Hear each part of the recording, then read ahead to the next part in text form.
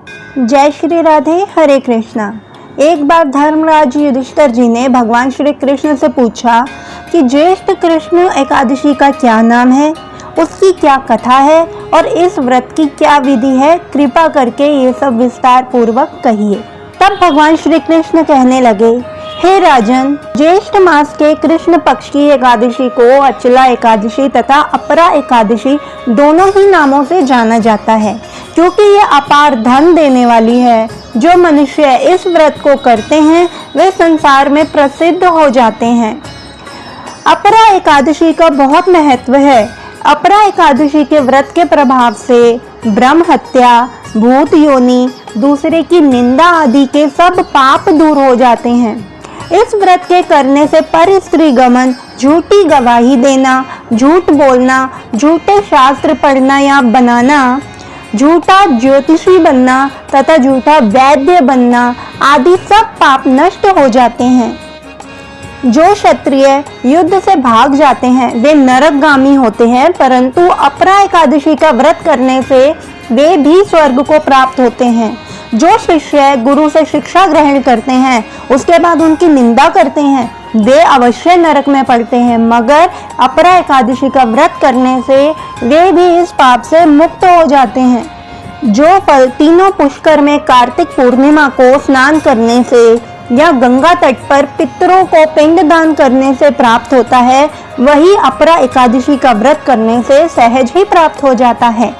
मकर के सूर्य में प्रयागराज के स्नान से, शिवरात्रि का व्रत करने से, सिंह राशि के बृहस्पति में गोमती नदी के स्नान से, कुंभ में केदारनाथ के दर्शन या बद्रीनाथ के दर्शन, सूर्य ग्रहण में कुरुक्षेत्र के स्नान से, स्वर्ण दान करने से अथवा अर्ध प्रसूता गौ दान करने से जो भी फल प्राप्त होता है वही फल केवल एक अपरा एकादशी के व्रत करने से मिलता है। ये व्रत पाप रूपी वृक्ष को काटने के लिए कुल्हाड़ी है, पाप रूपी ईंधन को जलाने के लिए अग्नि, पाप रूपी अंधकार को मिटाने के लिए सूर्य के समान, मृगों को मारने के लिए सिंह के समान है। अतः मनुष्य को पापों से डरते हुए इस व्रत को अवश्य करना चाहिए। अपरा एकादशी का व्रत तथा भगवान का पूजन करने से मनुष्य सब पापों से छूटकर विष्णु लोक को प्रस्थान करता है। इसकी प्रचलित कथा के अनुसार प्राचीन काल में महिध्वज नामक एक धर्मात्मा राजा था।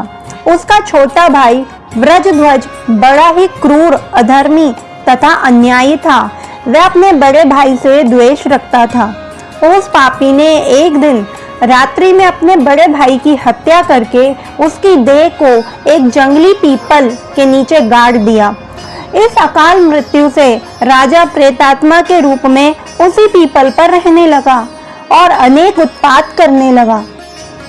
एक दिन अचानक धौम्य नामक ऋषि उधर से गुजरे। उन्होंने प्रेत को ज्ञान चक्षु से देखा और तपोबल से उसके अतीत को जान लिया। अपने तपोबल से प्रेत उत्पात का कारण समझा। ऋषि ने प्रसन्न होकर उस प्रेत को पीपल के पेड़ से उतारा तथा परलोक विद्या का उपदेश दिया। दयालु ऋषि ने राजा की प्रेत योनि से मुक्ति के लिए स्वयं ही अपरा एकादशी का व्रत किया और उसे अगति से छुड़ाने को उसका पुण्य प्रेत को अर्पित कर दिया। इस पुण्य के प्रभाव से राजा की प्रेत योनि से मुक्ति हो गई। वह ऋषि को सप्रेम धन्यवाद देता हुआ दिव्य देह धारण कर पुष्पक विमान में बैठकर स्वर्ग को चला गया। हे राजन, ये अपरा एकादशी की कथा मैंने लोक हित के लिए कही है। इसे पढ़ने अथवा सुनने से मनुष्य सब पापों से छूट जाता है। जय श्री राधे।